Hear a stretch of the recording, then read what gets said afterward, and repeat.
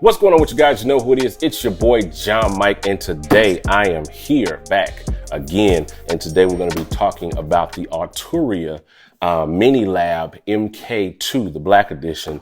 This is pretty dope. I've been wanting to get my hands on this for a minute to check it out. So I got it here. We're going to open up the box. We're going to see what it is. Now it comes with the renowned software suite, as they call it, but it's Analog Lab Lite. Ableton Live Lite, of course, everything comes with Ableton nowadays. And they got the little grand piano by Uvi. So we'll check that out here when we do this or what have you. So let's get the box open. Let's see what's in the box and let's rock and roll with it. A few moments later. All right, so there's not much in the box, but the USB cable, the, Arturia software package and manual and all of that, and the controller itself, really simple. Now, what I love about this out the box, just looking at it, is one, the feel of it. It is not cheap plastic. This is like metal on the bottom. Now you have some plastic on the top, but on the sides here, as you can see, there's like this wood grain kind of look, which is really, really dope. That's really kind of classy, especially for a $100 controller. You get a nice little kind of premium feel and look. Got a sustain pedal jack on the back, so that's a plus for me because I don't like those sustain pedal buttons that come with a lot of these mini controllers. Like I said, metal on the back, sides look really, really good. And then you have like 16 rotary knobs. These are like endless encoders. They don't stop, so you're not like turning them and eventually they're going to come to a stop. Some people like that, some people don't. I'm kind of indifferent about it. It doesn't really bother me any, but you have 16 of those. You have 8 pads that you can use, I guess, to program different things. You got a shift button right here, pads, I guess, where you can control that or what have you, what you want for it to do. Octave buttons.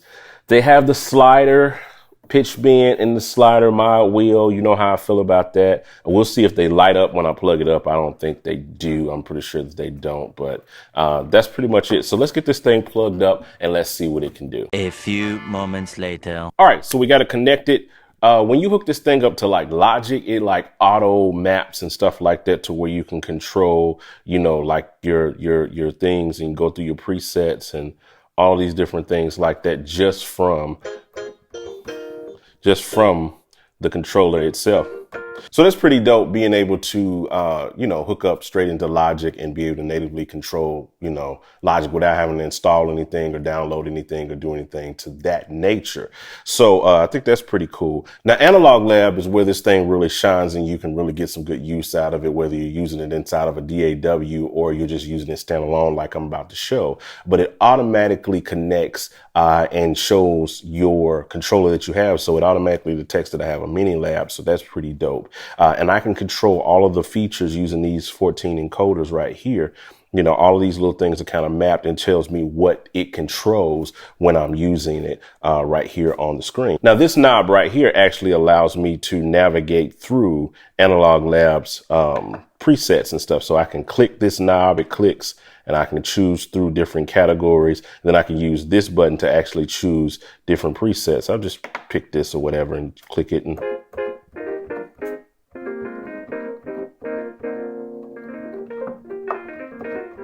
now that I've played it, to kind of talk about the keys a little bit, the key bed, because I know people want to know about that. The key bed feels just as you would expect. It's cheap. It feels like a Fisher-Price keyboard, key bed that you have in those key things. But that is, coming from a piano player.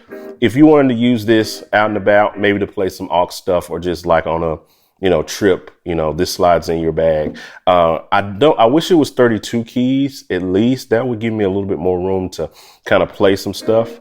But the kind of playing that I do, it just doesn't give me, the amount of keys that I need to really play. My whole hand, as you can see, covers this whole keyboard. So it's kind of hard for me to really play and compose this type of stuff that I like to compose. But auxiliary stuff for me, doing things like that, you're not going to be doing full piano compositions on this thing. This is made for the go. This is made for that producer that is on the go, that wants to make music on a plane, on a train, or just have a little auxiliary board that's just sitting there, like right there in front of his desk or their desk, to do some things right, what have you. So it's pretty cool for that part. And, I'm not going to dig deep into the analog lab because there are 10,000 tutorials on YouTube on just how to use analog lab. And we may cover that in a different one, but it comes with that software, and this software is pretty cool to use or what have you. Now, the Uvi Grand Piano that comes with it is pretty dope. I've actually done a review on this before in the past. I'll link that up in the cards and down in the description for you to check out. It's actually pretty cool. So you can check that out, and that way I don't have to dig in too deep with this, but it's a pretty decent sounding piano. Not that on this controller you're going to really be able to capitalize on it, quite honestly. But if you have a full size controller, then it's going to really, turn into your benefit. Then it comes with Ableton Live. You all guys already know about Ableton Live. And if you don't, there are a million tutorials on Ableton Live. But overall, what I wanted to share is that this controller is actually a really solid controller. I love the build quality of it.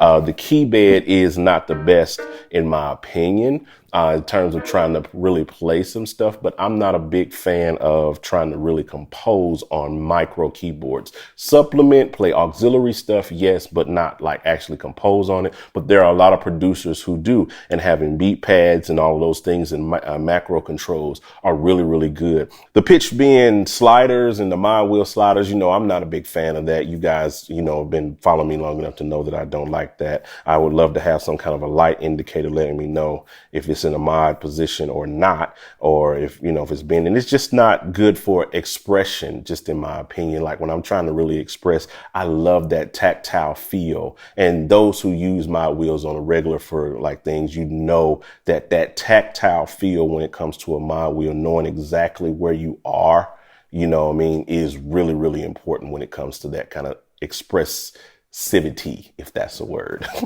But that's it. That's all I wanted to share with you guys. I appreciate you guys hanging out with your boy and doing all of those good things like that. So you know what we do. Hit the like button, the share button, turn on notifications, do all those things that you do on the video. I'll talk to you guys later, and I'm out. Holla at your boy.